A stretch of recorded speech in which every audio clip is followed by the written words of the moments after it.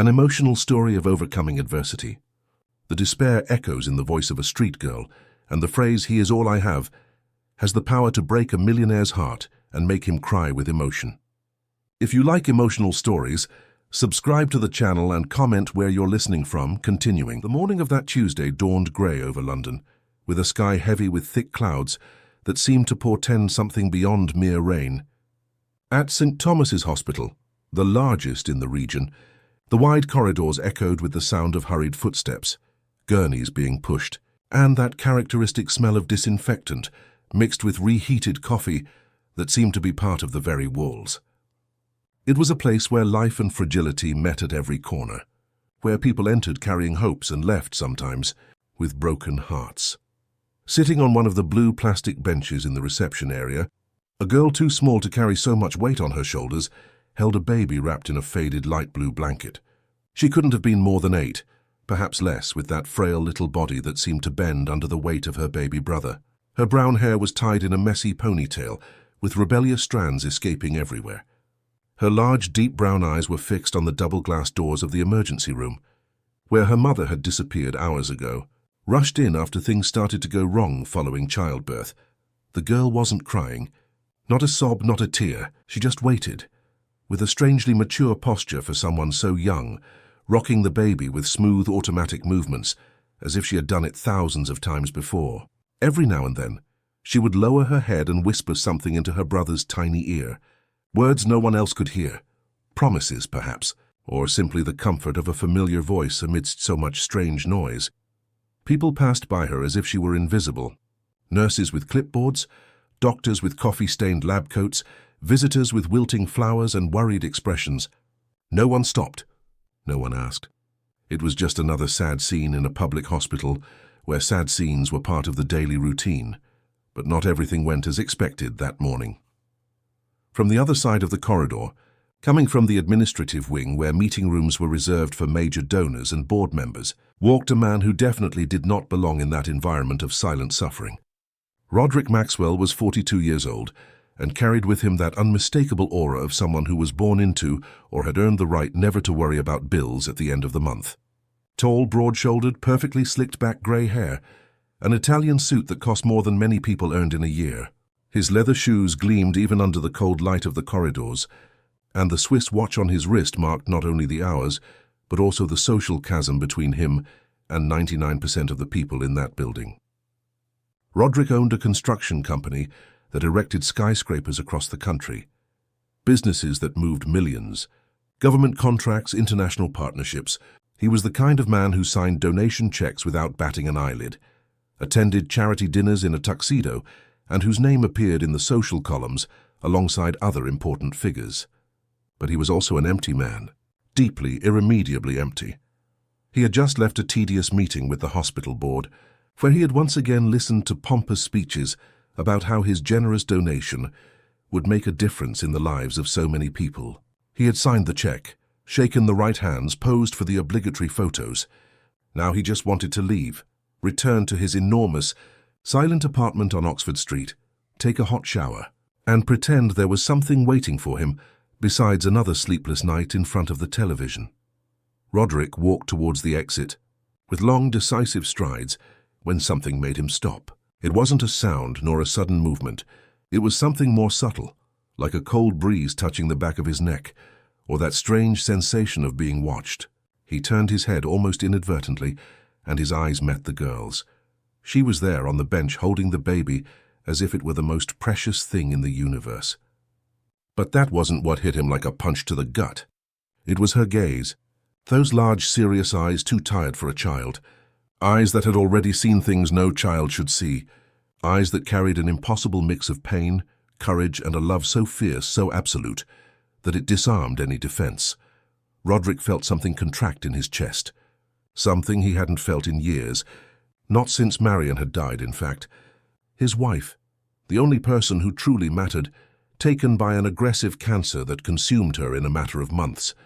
Since then, he had enclosed himself in a bubble of work, money and silence, building walls so high around his heart that nothing else could reach it. But that girl, with her 8 years and her adult responsibilities, had found a crack. He approached without fully realizing what he was doing. His feet simply moved, and before he knew it, he was standing before her. The girl looked up, and Roderick saw that she had no fear, no pleading, just a kind of silent weariness, as if she were accustomed to being ignored and expected nothing different. "Where is your mother?" Roderick asked, and his own voice sounded strange to him, softer than he intended. The girl hugged the baby a little tighter to her chest before answering. "She's trying to come back," she said in a tiny voice, almost a whisper but firm. "But I don't know if she can." Roderick felt a lump rise in his throat. He wasn't a man to be easily moved. Not anymore. But there was something in that sentence, in the way the girl uttered it with a quiet yet desperate acceptance, that broke him in two. Trying to come back, as if life were a battle not everyone could win, and that girl, small and fragile, already knew it. He looked around, searching for someone, some responsible adult, some social worker, anyone who might be looking after them. But there was no one. Just the girl and the baby, alone in that sea of indifferent people. "How long have you been here?" Roderick asked, crouching down to be at her level. "Since last night," the girl replied. "My mum started feeling bad after my brother was born. They rushed her inside. They said I had to wait here, so I waited." Roderick closed his eyes for an instant. "Last night. More than 12 hours there, alone, caring for a newborn. 12 hours without anyone offering a glass of water, a snack, a word of comfort. Have you eaten anything?" he asked, and the girl shook her head. "I had 2 coins, but I spent them buying water for him," she said, gesturing to the baby. He was thirsty. Roderick felt his heart clench again. She was hungry, tired, probably scared, but she had used her last coins to buy water for her brother. In that moment, looking at that girl who could barely hold her own weight but refused to let go of her brother, Roderick Maxwell saw something he hadn't seen in years. He saw true love. Pure love, unconditional, selfless, without calculation. The kind of love he thought had died with Marion. "Come," Roderick said, extending his hand. "I'll buy you something to eat. And then we'll check on your mum, okay?" The girl hesitated. Her eyes scanned Roderick's face, as if she was measuring, evaluating, deciding if she could trust him. And then, slowly, she nodded. Roderick led her to the hospital cafeteria, a small, unappealing space with formica tables and uncomfortable chairs. He bought a sandwich, juice, fruit, and watched as the girl ate slowly, carefully, as if she didn't want to waste anything. She divided each bite between mouthfuls for herself and small breaks to check if her brother was sleeping peacefully. "What's your name?" Roderick asked. "Laura," she replied, wiping her mouth with a paper napkin. "And he's Michael. Laura and Michael. Simple, beautiful, common names. Names that would fit into any story, any family. How old are you, Laura?" 8, I'll be 9 in December. "And you take care of Michael by yourself?" Laura looked up, and for the first time Roderick saw something akin to pride on that tired face. "I've taken care of him since he was born," she said. "My mum works a lot. She does what she can. But I help. I always help." Roderick swallowed hard. 8 years old. 8 years old, and she was already a mother in a way. She had already learned what sacrifice, responsibility, unconditional love meant. While other children her age were concerned with cartoons and toys, Laura was concerned with keeping her brother alive. "I'll see if I can talk to someone about your mum," Roderick said, pulling out his phone. "Stay here. Don't leave, okay?" Laura nodded, and Roderick walked away, dialing numbers, talking to doctors, using his influence to get information that wouldn't normally be shared. Her mother's condition was serious. Postpartum hemorrhage, uncontrolled blood pressure, risk of serious complications. She was stable but weak, very weak. She would need to remain hospitalized for at least a few more days, perhaps weeks. When Roderick returned, Laura was rocking Michael, softly humming an off-key, sad lullaby. He sat beside her and for the first time in years didn't know what to say. "Your mum will be fine," he said finally. "But she needs to stay here a few more days. Do you have someone to stay with you?" Laura shook her head. "I only have him," she said, looking at Michael. "And he only has me." That sentence echoed in Roderick's mind like a bell ringing in an empty church. "I only have him. And he only has me." It was so simple, so devastating, so true. Roderick Maxwell was not a man to act on impulse. His entire life had been built on rational decisions, cold calculations, well-thought-out strategies. But in that moment, Before that girl who was so small and yet so giant, he made the most irrational decision of his life. "Come with me," he said. "You and Michael. For today, until we sort this out properly. You can't stay here alone all night again." Laura looked at him with those deep eyes, and Roderick saw doubt, fear, but also exhaustion. She was too tired to fight, too tired to question. "Only if he comes," Laura said, clutching Michael.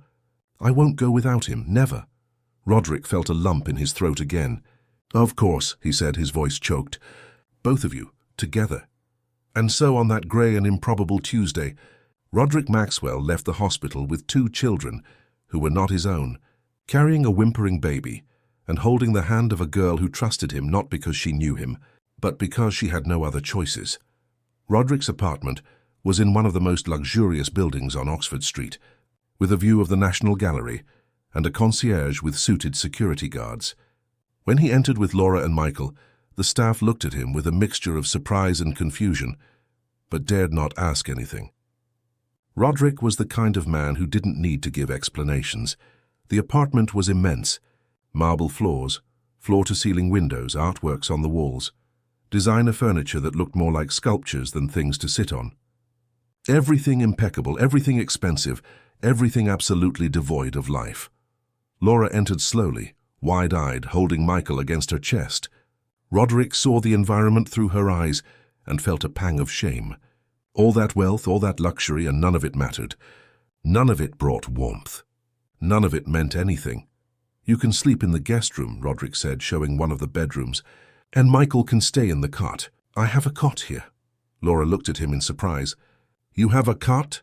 she asked, and there was something in her voice, an innocent curiosity mixed with sadness. Roderick looked away. "It was for my son," he said, and his voice came out harsher than he intended. "He was never born.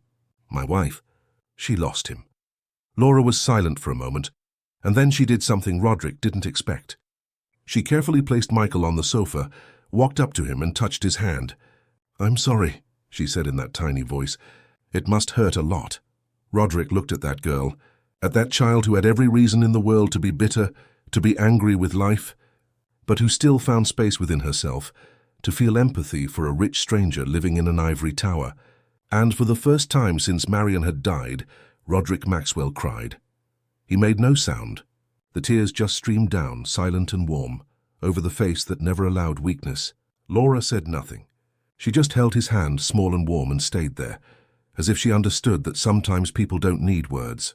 Sometimes they just need someone to stay. That night was strange for everyone. Laura bathed Michael in the enormous bathtub, rocked him to sleep in the cot that had never been used, and then lay down on the king-size bed in the guest room, sinking into the soft mattress as if floating on clouds. Roderick stayed awake in the living room, drinking whiskey and looking at the illuminated city below, trying to understand what on earth he had just done. He wasn't a man of charity in the traditional sense. He donated money, yes, a lot of money, but always from a distance, always through checks and intermediaries. He had never brought poverty into his home.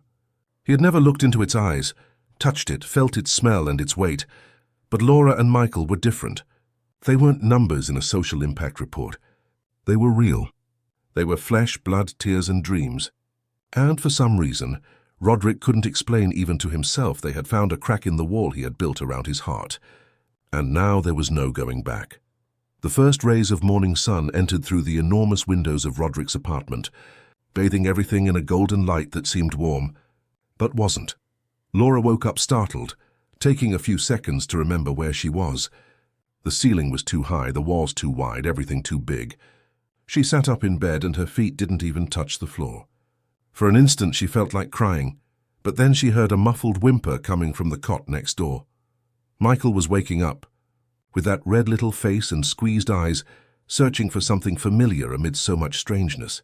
Laura jumped out of bed and ran to him, picking him up with the skill of someone who had done it 1,000 times. "It's okay," she whispered, rocking him gently. "Laura's here. I'll always be here." She didn't know how to give a bottle, but she knew how to soothe. She knew how to make Michael feel safe, even when nothing around them was safe. She knew that her voice, her smell, her touch were the only constants in the confusing and frightening world of a baby barely 2 days old. Roderick had also woken up early, as always. He was used to sleeping little, to waking before sunrise and starting the day by answering emails, reviewing contracts, planning meetings. But that morning, when he passed the guest room and heard Laura softly humming to Michael, he stopped. He stood there on the other side of the door, just listening. And for the first time in years, his house didn't seem like a mausoleum. It seemed to have life.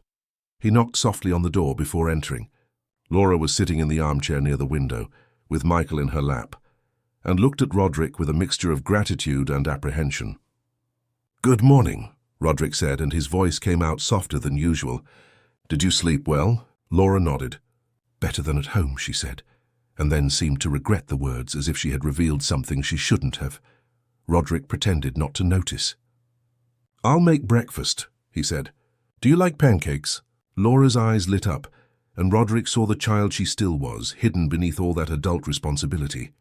"Yes, I do," she said, almost whispering, as if afraid that the wrong answer would make everything disappear.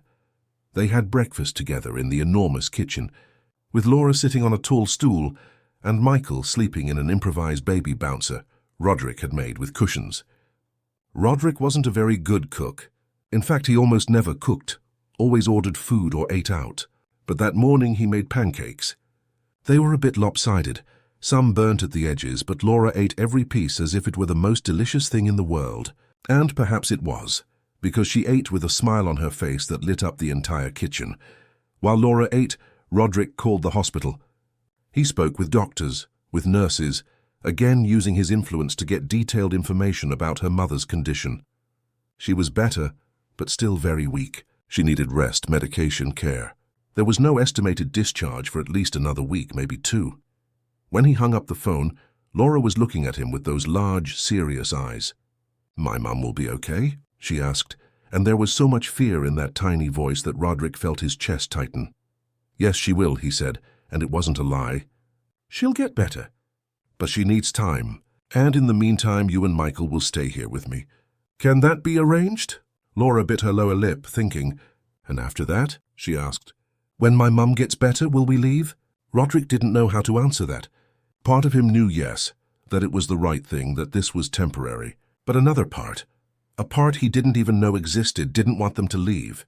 He didn't want to return to the silence, to the emptiness, to the loneliness disguised as success. "We'll see," he said finally. "For now, you stay, and we'll make it work." "Agreed?" Laura nodded, and then did something that surprised Roderick. She got down from the stool, walked over to him, and hugged his waist. It was a tight, desperate embrace, like someone clinging to a piece of driftwood in a stormy sea. "Thank you," she whispered against his suit jacket. "Thank you for not leaving us alone." Roderick closed his eyes and slowly hugged Laura back. His large hands, calloused from shaking so many hands of businessmen and politicians, now rested on the small back of a girl who smelled of cheap soap and hope.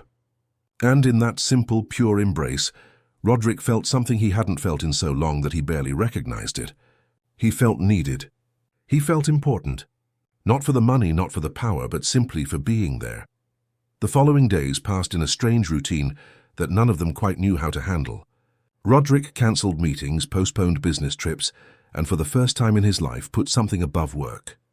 He hired a private nurse to visit the apartment every day and teach Laura how to better care for Michael, how to prepare the right bottles, how to change nappies properly, how to identify when something was wrong. Laura learned everything with impressive concentration, mentally noting every detail, every instruction, as if her life depended on it. And in a sense it did. Roderick bought new clothes for Laura, toys that she looked at with fascination but barely touched, as if afraid to break them. He bought nappies, formula milk, medicines, all of the best, all of the most expensive. But what really mattered weren't the things. It was the time. It was sitting on the sofa at night and watching cartoons with Laura, while Michael slept in the cot beside them. It was listening to her curious questions about the world, about the buildings below, about the stars she couldn't see because of the city's light pollution. One evening, Laura asked about Marion. She had seen the photos around the house, the beautiful woman with a luminous smile who appeared embraced with Roderick on trips, at parties, happy moments frozen in time. "She was very beautiful," Laura said, pointing to a photo on the shelf. "She was your wife." Roderick swallowed hard. She was, he said. She died 5 years ago. Cancer. It must be hard, Laura said, and there was an understanding in those words that shouldn't exist in an 8-year-old child. Missing someone who isn't coming back. Roderick looked at Laura and saw that she wasn't just talking about Marion. She was talking about her own mother, still in the hospital, fighting to come back. She was talking about a father who was probably never present, about a life that was too hard, too fast, too heavy. It is hard, yes, Roderick said, and his voice trembled. But do you know what's worse? It's having no one. It's being alone amidst so much and realizing that none of it matters if there's no one to share it with. Laura was silent for a moment and then said something that broke Roderick's heart. I'll never leave Michael alone, she said. Never. Even if I'm alone, he won't be. Roderick pulled Laura close and hugged her, feeling tears wetting his shirt. You won't be alone, he whispered. I promise. And in that moment, without quite realizing it, Roderick made a promise that would change everything. It wasn't an empty promise. It wasn't beautiful words thrown to the wind. It was a real, visceral commitment, coming from a place within him that had been dormant for so long. 2 weeks later, Laura's mother was finally discharged. Roderick went to pick her up at the hospital, and when he saw the fragile woman being wheeled to the exit, he felt a tightening in his chest. She was young, couldn't have been more than 30, but looked like she had lived twice that. Dark hair pulled back in a messy bun, deep dark circles under her eyes, a body too thin. But there was something in her eyes, a determination, a strength that reminded him of Laura. Her name was Camilla, and when Roderick introduced himself, she looked at him with a mixture of gratitude, shame, and distrust. Why did you do this, sir? She asked, her voice hoarse. Why did you help my children? You don't even know me. Roderick didn't have a ready answer. He couldn't quite explain it even to himself. Because they needed it, he said finally. And because I needed it too.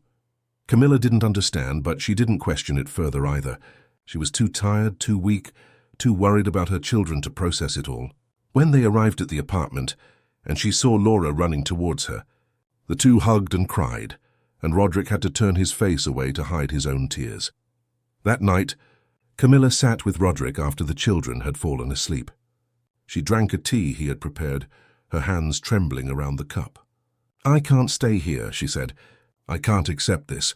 You've already done too much. Roderick shook his head. Where will you go? He asked, and there was no judgment in his voice, just genuine curiosity. Camilla looked away. I live in a small rundown flat in Brixton, she said softly. There isn't much space.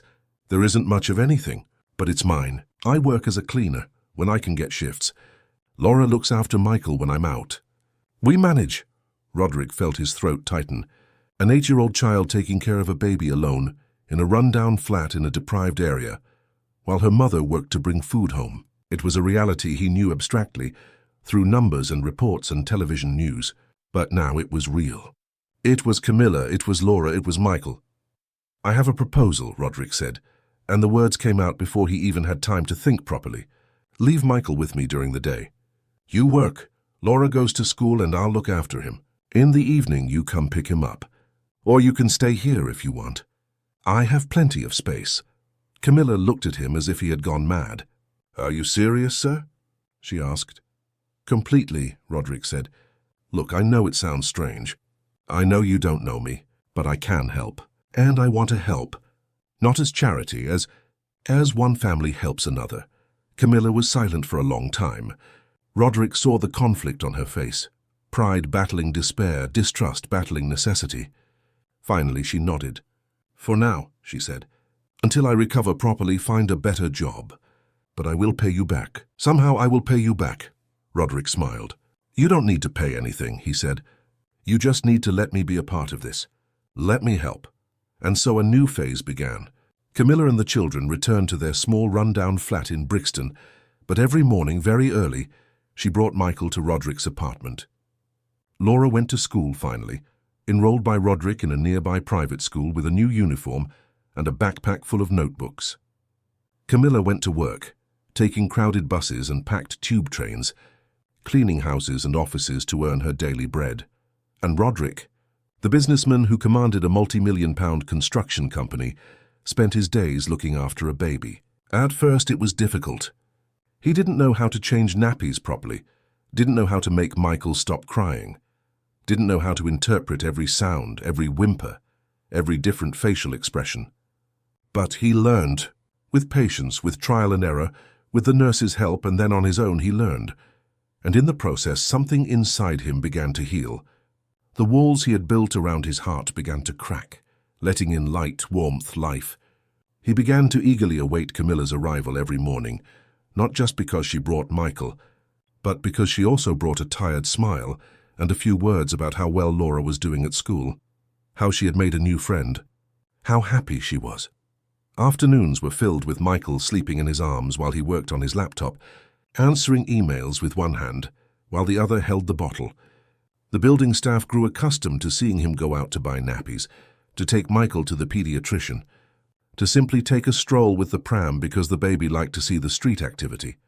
And when evening came and Camilla returned to pick up Michael, Roderick often insisted that they stay for dinner. They were simple dinners, often ordered from a restaurant because none of them cooked particularly well. But they were dinners full of conversation, laughter, Michael drooling in his high chair, and Laura telling animated stories about her day at school. For the first time in 5 years, Roderick's dining table was not empty. And for the first time in Camilla's life, she didn't have to choose between working and being with her children. Laura could be a child, Michael had proper care, and Camilla could breathe. Just breathe. Days turned into weeks, weeks turned into months. And there, in that improbable and strange arrangement, something began to grow. It wasn't just gratitude or obligation. It was genuine affection. It was the feeling of belonging to something larger than oneself. It was slowly becoming family. Time has a curious way of turning strangers into family. It doesn't happen suddenly. It's not like an explosion or a lightning bolt from the sky. It's more like water shaping stone, slowly, drop by drop, until one day you look and realize everything has changed without you quite noticing when. For Roderick, the change came in small moments. It was the first time Michael smiled at him, a gap-toothed, bright smile that lit up the entire apartment. It was the day Laura came running home from school, shouting that she had scored full marks on her maths test, and jumped into his arms as if he were the first person she wanted to share the victory with. It was in the afternoons when he realized he was anxiously watching the clock, waiting for the hour Camilla would return from work. And it was, mainly, in the way he started looking at Camilla. No longer as the mother of the children he was helping, no longer as a charity project or a good deed, but as a woman, a strong, determined woman who carried the world on her shoulders and still found the strength to smile. A woman who worked hours on end cleaning other people's houses, but came home and played with her children, as if she weren't exhausted. A woman who, little by little, was becoming essential in his life. Camilla also felt things changing. At first there was only gratitude mixed with shame. Shame of needing, shame of accepting, shame of not being able to give her children what that rich man could give so easily. But Roderick never made her feel small. There was never pity in his eyes, never superiority. There was only respect. And over time, she realized she was looking forward to the moments they could talk. On the evenings they stayed up late in his kitchen drinking coffee and talking about everything and nothing. She started to notice details. The way his eyes sparkled when Michael learned something new, the infinite patience with which he helped Laura with her homework, even without understanding much about English or history. The way he laughed, rarely but genuinely, when Laura told a bad joke. And most importantly, the way he looked at her, Camilla, as if she were beautiful, important, special. It was on a night of heavy rain that everything changed. London was being battered by a violent storm, one of those that floods streets and fells trees. Camilla had come to pick up Michael as always, but when she looked out the window and saw the torrential rain, Roderick insisted they stay. "It's dangerous," he said. "The streets must be flooded. Stay tonight, leave tomorrow morning when it gets better." Camilla hesitated, but Laura was sleepy. Michael was already asleep, and the rain truly seemed apocalyptic. She accepted. She put the children to sleep in the room that, little by little, had become theirs, with clothes in the wardrobe and toys scattered on the floor. And then she returned to the living room, where Roderick stood in front of the enormous window watching the city being washed by the storm. "It's beautiful," Camilla said, approaching him. In a frightening way. Roderick smiled. Marion used to say that storms were nature's way of cleaning the world, he said, of washing away everything dirty and starting anew. Camilla was silent for a moment. Roderick rarely spoke of Marion. She knew from the portraits scattered around the house that his wife had been beautiful, elegant, probably perfect, and Camilla knew she would never be like her. She would never be elegant, never sophisticated, never have that life of luxury and ease. You still love her, Camilla said, and it wasn't a question, just an observation. Roderick turned to look at her. I will always love her, he said. She was the most important person in my life for a long time. But she's gone, and I stayed. And for 5 years I merely existed. I didn't live. I just existed. Until an 8-year-old girl looked me in the eyes and reminded me what it means to be alive. Camilla felt her heart race. Laura saved you, she said, her voice choked.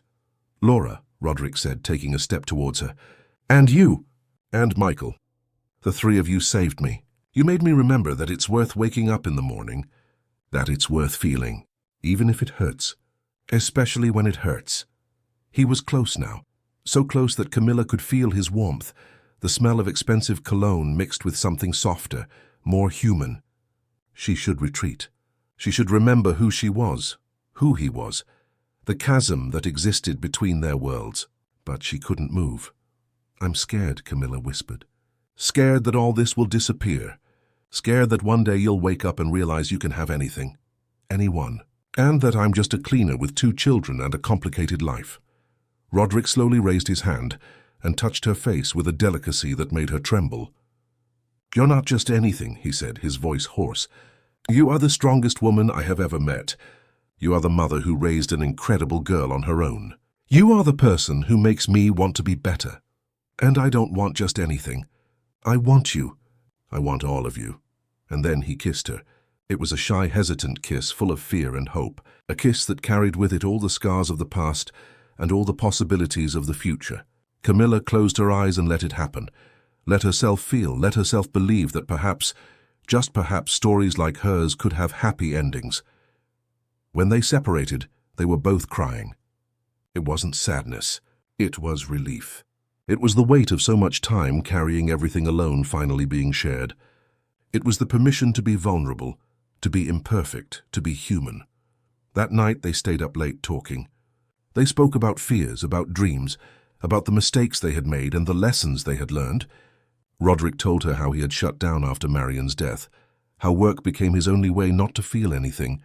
Camilla told him about Laura's father, who abandoned her when she was pregnant, about Michael's father, who promised to stay but fled when he found out she was expecting another child. About the nights she cried hidden in the bathroom so Laura wouldn't hear. And there, in raw and honest vulnerability, they found something rare. They found understanding. They found acceptance. They found love. Not the perfect love of movies, but real, messy, complicated love, which grows in the most improbable places. The months that followed were a period of building. Roderick and Camilla didn't rush. There were no dramatic declarations or grand gestures. There were instead small moments that accumulated, hands that touched while passing the coffee, glances that lasted a second longer than they should, shared smiles when Laura said something funny or Michael took his first wobbly steps. Camilla got a permanent job at a cleaning company with a formal contract and a steady salary at the end of the month. It wasn't much, but it was stable. And for the first time in her life, she was proud of herself. Roderick went to the company party when she was promoted to coordinator, and she saw the sparkle of pride in his eyes, as if the achievement were his too. Laura blossomed.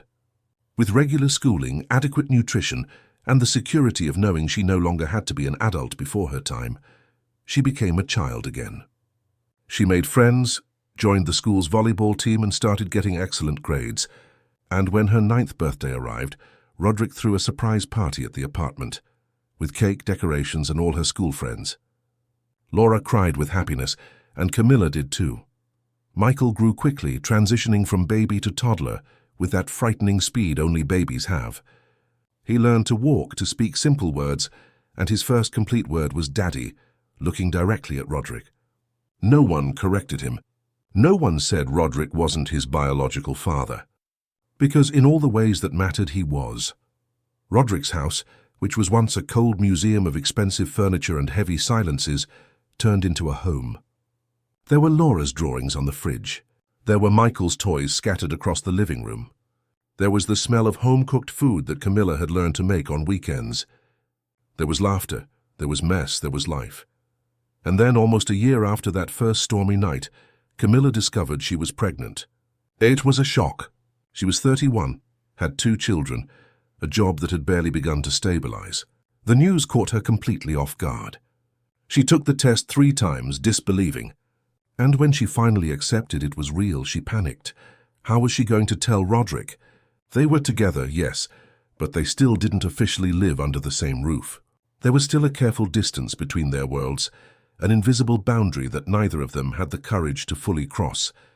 And now this, a baby, their child, something definitive, permanent that would change everything. It took her days to gather courage. Every night she rehearsed the words, tried to imagine his reaction. Would he be scared? Would he feel trapped? Would he regret letting her into his life? All the old fears returned with full force, whispering in her mind that she wasn't good enough, that it was only a matter of time until he grew tired. It was Laura who noticed first. "Mum, are you feeling sick again?" she asked one morning, seeing Camilla pale and nauseous. "Just like when you were pregnant with Michael." Camilla froze. Her eyes met Laura's, and the girl who wasn't quite such a girl anymore understood. Her eyes widened and then she smiled. "Seriously, Mum, really?" Camilla nodded and tears began to fall. "I'm scared, Laura," she whispered. "I'm scared this will ruin everything. That it'll be too much. That he won't want it." Laura hugged her mother tightly. "Roderick loves you, Mum," she said with conviction. "He loves us, I know it. I see it in his eyes." But Camilla couldn't quite believe it. Until one evening, after putting Michael to sleep and Laura was already in her room doing homework, she sat with Roderick on the balcony overlooking the illuminated city. It was cold, and he had placed a blanket over her shoulders in that thoughtful way that had become natural between them. "Roderick," Camilla said, and her voice trembled. "I need to tell you something." He turned to her and must have seen something on her face because he immediately became serious. "What is it? Has something happened?" Camilla took a deep breath. "I'm pregnant," she said, and the words came out in a quick exhale as if she needed to blurt them out before losing courage. "I know we didn't plan it. I know it's complicated. I know you might not want it. But I'm going to have this baby, and if you don't want to be a part of it, I'll understand. I won't ask for anything, I won't." She couldn't finish because Roderick pulled her into an embrace so tight it took her breath away. And then she felt it. His shoulders trembling. He was crying. Roderick Maxwell, the cold and controlled businessman, was crying in her arms. "You don't understand," he said, his voice choked. "I thought I'd never have this again. After Marion died, after we lost the baby, I thought family wasn't for me anymore. And then you appeared. You, Laura, Michael. You gave me a second chance. And now this. Our child. Truly ours." He pulled back just enough to look into her eyes, and Camilla saw so much love there, such pure joy, that all her doubts dissolved like mist in the sun. "I want it," Roderick said. "I want everything. I want to marry you. I want to officially adopt Laura and Michael. I want us to be a real family with papers, with a surname, with everything. I want to wake up every day knowing that you are mine and I am yours." Camilla couldn't answer because she was crying too much. But she nodded and nodded and nodded, and that was enough. They stayed there, embraced on the balcony, while the city pulsed below, oblivious to the small, perfect miracle happening on the 18th floor. Happiness, when it finally arrives after so much suffering, tastes different. It's sweeter, deeper, because you know exactly what it's like to live without it. Roderick and Camilla knew, and so every moment of the following months was lived with an intensity that only those who have lost everything can understand. The wedding was simple, intimate, at the registry office with Laura and Michael as the main witnesses. Laura wore a pink dress that Roderick had bought especially for the occasion, and Michael, having just turned 2, stayed on Camilla's lap throughout the ceremony, playing with his stepfather's tie. There was no pomp, no ostentation, just love in its purest and truest form. Camilla officially moved into the apartment the following week. It was strange at first, walking through those immense spaces and knowing that they were hers too now, that she had the right to be there not out of charity, but by choice. Laura got a bigger room decorated with her favorite colors, and a handmade sign by Roderick hung on the door saying, "Here sleeps a warrior." Michael got a room full of toys and books, with sky blue walls and white clouds on the ceiling. Roderick began the formal adoption processes for Laura and Michael. It was complicated, bureaucratic, full of paperwork and hearings and psychological evaluations. But he didn't give up. He hired the best lawyers, did everything correctly and waited.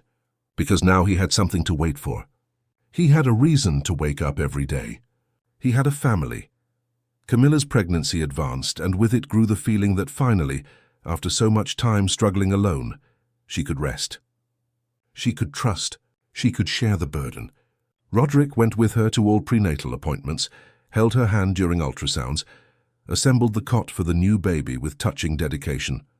And at night, when Laura and Michael were asleep, he talked to Camilla's belly, telling stories, singing terrible off-key songs that made her laugh until it hurt. But life, as always, had other plans, and happiness, however well-deserved, still needed to be defended. It was on a Thursday afternoon when Camilla was 6 months pregnant that the past came knocking. Literally, a middle-aged man, pot-bellied with crumpled clothes and a false smile, introduced himself as George, a distant cousin of Camilla's. She barely remembered him, perhaps having seen him once or twice at family funerals when she was a child. But there he was, with papers in hand and a cheap lawyer beside him, claiming rights over Laura and Michael. He claimed that Camilla was unfit, that she was living at the expense of a rich man, that the children were being exposed to an improper situation. He alleged that, as a blood relative, he had more right to the children's custody than a millionaire stranger who had appeared out of nowhere. And worse, he said he would do everything to prove that this was not a real family, merely a convenient arrangement. Camilla was in shock. Roderick was furious. But it was Laura who was terrified. That night, when they thought she was asleep, she heard everything. She heard George speaking loudly, threatening, saying he would take the children away from that life of empty luxury. And Laura felt her world collapse. She couldn't sleep. She stayed awake all night, looking at Michael sleeping in the next room, thinking that they could be separated, that they could take her away, take Michael, destroy everything they had built. And the pain was so great, so profound, that she couldn't even cry. She just lay there, paralyzed by fear. In the following days, the house that was once full of laughter became heavy with silences. There were lawyers coming and going, whispered conversations, tense phone calls. Roderick tried to remain calm, assuring everyone that everything would work out, that justice would prevail. But Laura saw the fear in his eyes. She saw the way he looked at her and Michael, as if trying to memorize every detail, every moment, in case they were torn from him. Camilla was pregnant and stressed, and the doctor put her on bed rest because her blood pressure was rising dangerously. She lay in bed crying in silence, blaming herself for everything.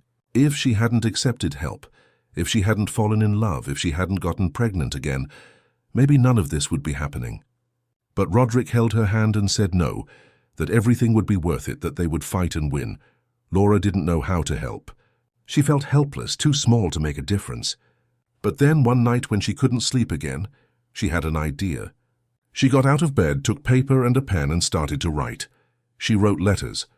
Not to the judge, not to the lawyers, not to George who wanted to destroy her family. She wrote to Marion, Roderick's deceased wife, the woman in the portraits who smiled from all the walls, the person Roderick loved before he met them. She wrote about how sad Roderick was before they arrived, about how empty and cold the house was. She wrote about the burnt pancakes, about the nights watching cartoons, about how he held Michael and sang off-key songs. She wrote about how he looked at her mother with those eyes that sparkled again.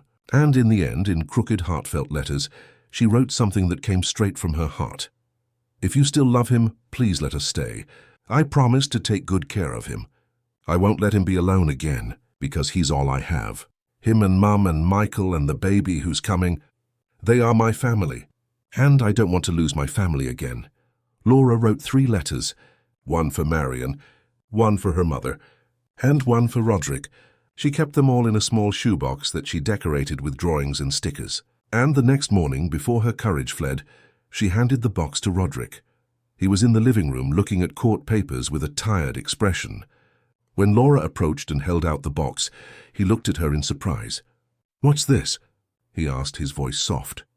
"They're letters," Laura said, her voice trembling. "I wrote them. For your case, to help. For you to remember why we need to stay together." Roderick took the box with trembling hands. He opened it slowly, as if it were something sacred, and he began to read. The first letter to Marion hit him like a speeding train. He read every word, every sentence full of grammatical errors but perfect in emotion. And when he reached the end, when he read that sincere promise from a 9-year-old girl who swore to take care of him, Roderick collapsed. He fell to his knees right there in the living room, the crumpled letter clutched to his chest, and cried. He cried for Marion, whom he loved and would never see again. He cried for Laura, who was so small yet so strong. He cried for Michael, for Camilla, for the baby yet unborn. He cried for everything he almost didn't have, and for everything he couldn't lose. Laura knelt beside him and hugged him. "You won't be alone," she whispered. "Never again. I promise." And in that moment, Roderick understood something fundamental. It wasn't the multi-million-pound contracts that defined his life. It wasn't the stocks on the market. It wasn't the buildings he constructed. It wasn't the money in the bank. It was this. It was that hug from a girl who had chosen him. It was the rare and precious chance to be loved not for what he had, but for who he was. Roderick used the letters in the proceedings, not as legal evidence but as emotional proof. He gave copies to the judge, to the social workers, to everyone who needed to understand what that family was. And when the day of the final hearing arrived, he brought everyone. Camilla, with her enormous 8-month belly. Laura, wearing her school uniform. Michael, who called him Daddy and refused to let go of his hand. George was there too, with his lawyer, with his empty accusations and his claims that blood mattered more than love. But when the judge read Laura's letters aloud, when he heard that 9-year-old girl explain in her own words what family meant, everything changed. The judge looked at George and asked where he was when Camilla went hungry during her pregnancy, where he was when Laura took care of Michael alone at 8 years old, where he was when there was no money for medicine, for food, for hope. George had no answer, because he was nowhere, never had been. And then the judge looked at Roderick, at Camilla, at Laura holding Michael, and saw what everyone there saw. He saw a family, imperfect, patched together, built on ruins and hope, but a true family. The decision was favorable. George lost the case. And more than that, Roderick secured the adoption. Laura and Michael officially became Maxwell's, on paper, in name, in life. And 3 weeks later, when Camilla went into labor and gave birth to a healthy baby girl with enormous eyes and a strong cry, the family was complete. They named her Marina, in honor of Marion.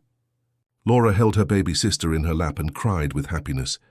Michael, at 2 years old, was fascinated by the tiny creature who was now his sister.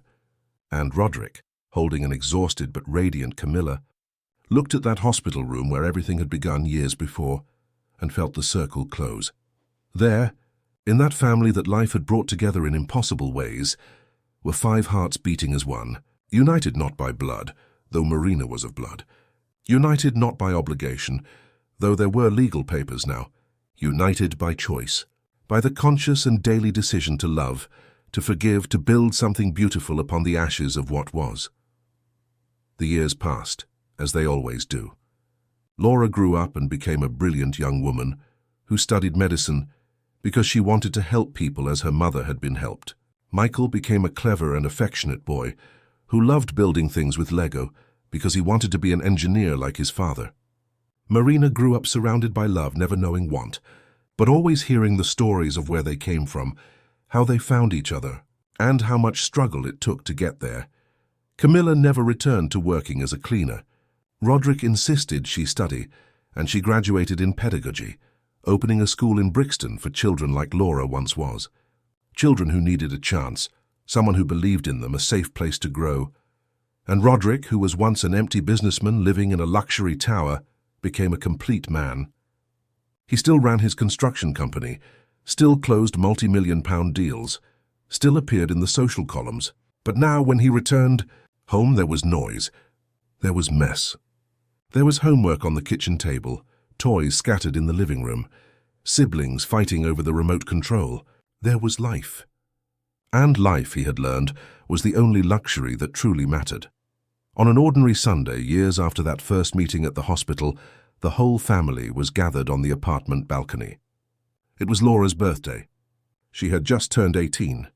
There was cake, candles, presents, and as they sang off-key and happy birthday wishes, Roderick looked around and saw his true fortune. It wasn't in the buildings he had constructed. It wasn't in the bank account numbers. It was there. In Laura's bright eyes, in Michael's gap-toothed smile, in Marina's chubby cheeks, in Camilla's tight hug. It was in every shared moment, every tear shed, every laugh earned. It was in the daily choice to be present, to love, to build something that no money in the world could buy. Laura blew out the candles and everyone applauded. And when they asked what she had wished for, she smiled and said, "Nothing. I already have everything." And it was true. They had everything. Not because they had much, but because they had each other. Because in the end, when people asked Roderick what had changed, why that man who lived alone now lived surrounded by love, he always answered the same thing, with tear-filled eyes and a choked voice, because one day, a street girl looked me in the eyes and said, "He's all I have." And in that instant she also became all I had. She saved me. She gave me a second chance to truly live, to truly love, to be a real family. And families, he had learned, are not defined by blood.